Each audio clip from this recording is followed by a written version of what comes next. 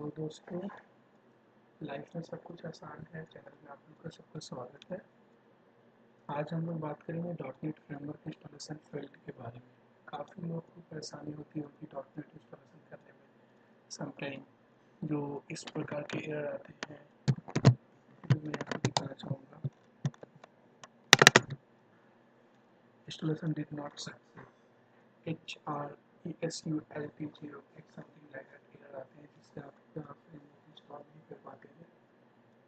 तो इसके लिए क्या करना है इस वीडियो में मैं बताऊँ। इससे पहले मैं थोड़ा अपने चैनल के बारे में बताना चाहूँगा।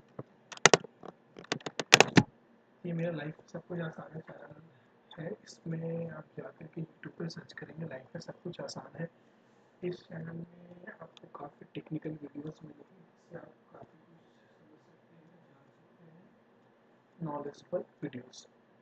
उससे पहले आप सब्सक्राइब कर लीजिएगा और बेल बटन पे क्लिक करने से सबसे पहले आप ये वीडियो देख सकते हैं।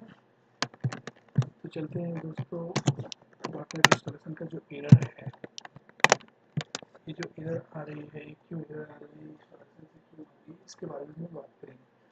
बेसिकली ये एरर जो अकॉर्ड होती है मैक्सिमम जो विंडोज़ पैरेटेड होते हैं उसमें होती है। आप लोग जो वीडियो देखते होंगे शायद ये विंडोज़ आपकी पैरेटेड होगी या पैरेटेड नहीं भी है तो इसमें भी एरर आती है। एक मैक्सिमम पैरेटेड विंडोज़ में एरर आती है। तो दोस्तों, ये एरर की वजह ये है कि अब जब इसको इंस्टॉल करते हैं आप, उससे पहले डाउनलोड करने के लिए आपको यहाँ पे जाना पड़ेगा। माइक्रोसॉफ्ट ट्रस्टेड वेबसाइट पे जाइए, डॉटनेट फ्रेमवर्क टाइप कर दीजिए। फर्स्ट वाला जो है आपको डॉटनेट माइक्रोसॉफ्ट फ्रेमवर्क का आएगा। इसमें आप क्लिक करने के बाद नीचे जाइए, डाउनलोड कीजिए। डाउनलोड हो जाने के बाद उसको आप रन कर सकते हैं। ये जो एरर अकॉर्ड होती है वो एरर क्यों आ रही है उसके लिए मैं बताना चाहूँगा कि आपका जो विंडोज़ है ये विंडोज़ अपडेट्स होते हैं।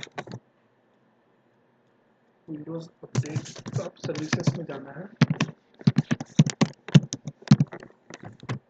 services.msc टाइप करना है, रन में जाकर के, जिससे आप सर्विसेज ओपन कर लेंगे। उसमें आप जाकर के विंडोज सर्च करना है, डब्ल्यू प्रेस कीजिएगा तो ऑटोमेटिक डब्ल्यू वाले सीरीज में आ जाएगा। और विंडोज़ अपडेट आने के बाद ये विंडोज़ डिसेबल्ड होगा, इसे इनेबल कर लीजिएगा दोस्तों। इनेबल के विंडोज़ होने के बाद जिसे आप लोग ये आराम से यूज़ कर सकते हैं, कुछ भी प्रॉब्लम नहीं है। यहाँ पर जाकर के इनेबल मैनुअली कर लीजिए तो आप लोग उसको इंस्टॉल कर पाएंगे। तो दोस्तों, इसमें बस विंडोज़ के डिसेबल होने के कारण ये इंस्टॉलेशन सक्सेस होता नहीं है, जिससे कि आप लोग सक्सेस कर पाएंगे।